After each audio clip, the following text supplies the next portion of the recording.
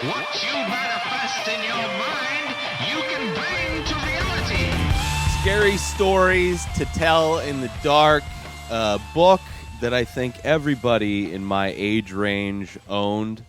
I know I owned it. I may still actually own this book. It may be in my storage in a box with all the other books that I just don't read. I collect books, but I've read a lot of them, but this one in particular, I don't specifically remember any of the stories.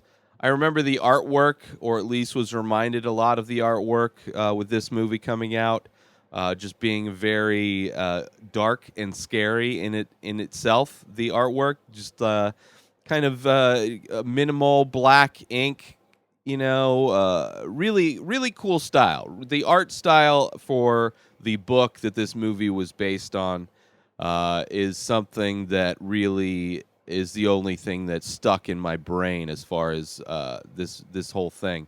But looking forward to the movie. Also heard that it was decent in a time where a lot of movies that are out right now are not that good. The end of the summer, all the summer blockbusters, which wasn't the greatest of summer movies, but there were some bangers. So now that that's kind of winding down in between summer and then towards the fall when all the Academy Award movies start to come out, there's kind of this lull in like September, October. Start to get a little bit more. I mean, they're starting to spread it out a little bit more, I think, the studios, as far as releasing decent movies. But of course, horror movies are going to start ramping up. And what a better way to get into the October Halloween horror movie spirit than going with an old classic. And I actually enjoyed this movie quite a bit. I was going into it with pretty low expectations, was kind of just hoping to be entertained. But it was good. It was good from top to bottom. Again, I don't remember the stories, so I don't know how faithful the movie was to the stories from the book, Scary Stories to Tell in the Dark. But the way it seems like they set it up was it worked well for this thing. So it was kind of like these stories it was almost like a Final Destination kind of a thing, where they were able to see death coming for people in these kind of elaborate ways, similar to Final Destination. And the idea is to try and beat it, to try not to fall victim to these stories that are being written in this book that was stories written by a girl who was, shut away into her house, kind of like Anne Frank style, but instead of the Nazis that were going to kill her, it was her family that wanted to lock her away. And this girl wrote these stories, and the stories became true, and they were all about how her family died in these different ways, these different horrific ways these people died. So the movie takes place years after those events, where these kids go into a haunted house, and in the haunted house they find the secret room, and in the secret room they find the book, and then the book new stories start to write themselves in the book, and those stories pertain to the kids that went into the haunted house. Just like it's in that way, it's so much like Final Destination, where it's all the kids that were involved in going to the house and going into that secret room where they weren't supposed to go. Now they're all infected with the curse, and it's coming to get each one of them one by one, and they have to survive. The premise was interesting. It sets up nicely to blend in these stories. I almost thought towards the beginning of the movie, when it was kind of setting up the whole book thing, I thought once they got the book, then it was going to turn into kind of separate stories. Like she's going to read like a never-ending story style, where she's going to read these stories, and then her imagination is where the audience for this movie would go. But it wasn't. It was these stories were being written in the book which I don't know if they were new stories. Again, I didn't read the book. So here's the thing.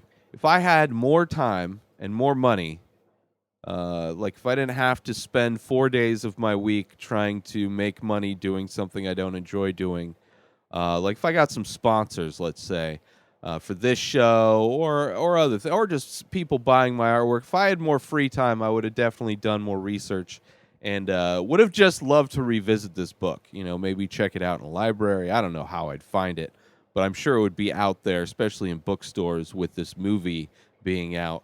Would have loved to at least brush up on what the stories were, and I'm sure they were short stories because it was like this is like a book that you get as a kid at like a book fair.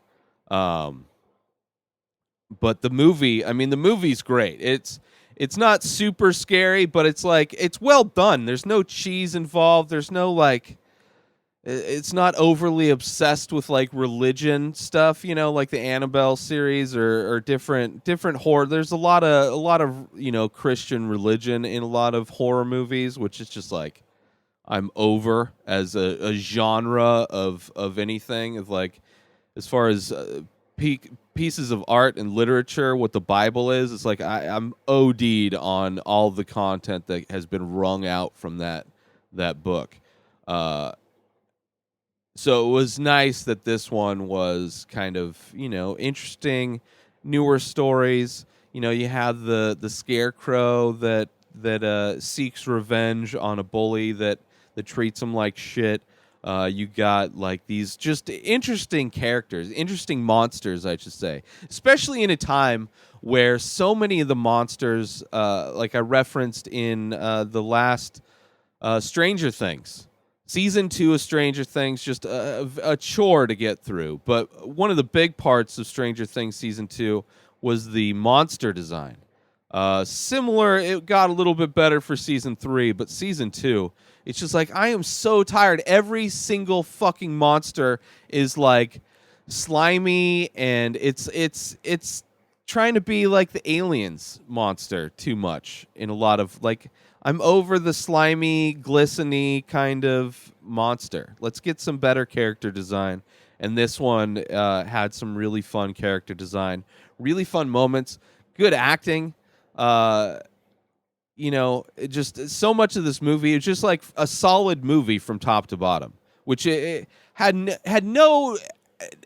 It didn't have to be. There's no like gigantic fan base clamoring for a good adaptation of this book that I know of. Maybe there is.